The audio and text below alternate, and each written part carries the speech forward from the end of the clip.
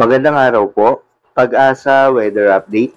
Alamin ang lagay ng panahon ngayong araw ng Lunes, October 2, 2023 at latest update sa bagyong Jenny.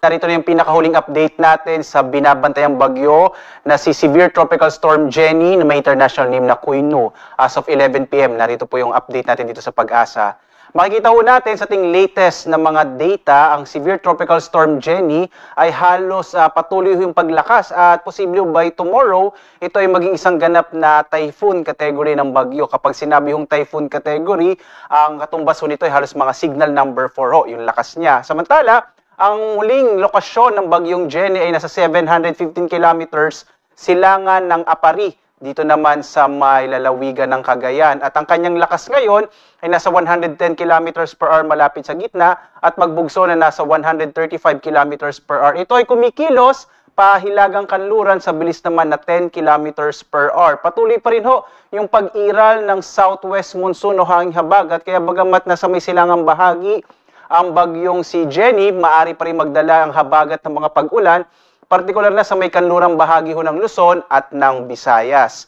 Samantala ho, narito yung latest track ng bagyong si Jenny at inaasahan nga natin by tomorrow morning, ito ay nasa 635 kilometers silangan ng Calayan sa Cagayan, habang sa gabi nasa 500 kilometers east ng Basco, Batanes at bandang madaling araw ho ng Martes or umaga ng Martes, nasa 380 kilometers na to ng Basco sa Batanes. Sa track ho ng bagyong si Jenny, makikita ho natin yung forecast intensity natin by tomorrow, typhoon category na ito, at posibleng lumapit ito sa may bahagi ho ng southern part ng Taiwan. So posible itong maglandfall bandang gabi ng Huwebes o madaling araw ng Biyernes sa may bahagi ho ng Taiwan. At posible po by madaling araw, by early morning ng Friday, nasa labas na ito ng Philippine Area of Responsibility.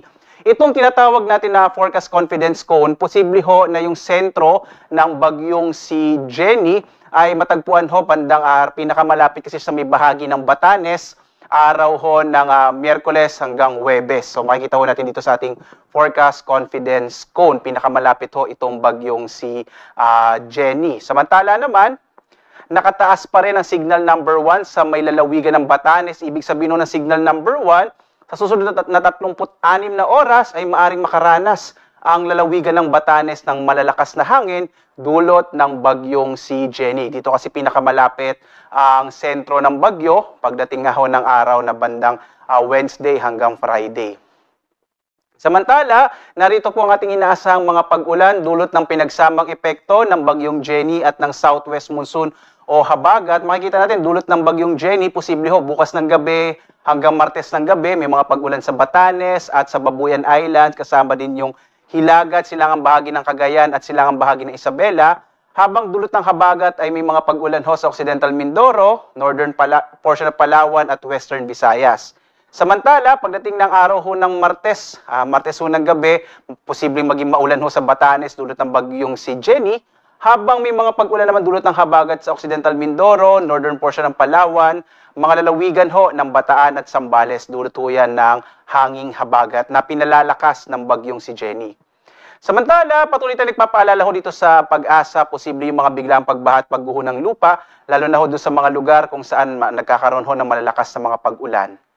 Samantala naman, posible ho ang mga bugso ng hangin, partikular na ho ngayong gabi hanggang bukas sa malaking bahagi ng Mimaropa, sa Western Visayas at Bicol Region, habang sa Martes, posibleng makaranas sa mga pagbugso ng hangin sa Kamaynilaan, Calabarzon, Mimaropa, Bicol Region at Western Visayas. Dulot ho yan ng pinalakas na habagat ni Jenny. Wala pa ho tayong nakataas na gale warning as of 11 p.m. pero posible ho bukas magkaroon tayo ng gale warning. Itong bahagi ho ng extreme northern Luzon makararanas ng katamtaman hanggang sa maalon na karagatan dahil nga sa may papalapit ho tayong bagyo sa bahagi ito nating bansa.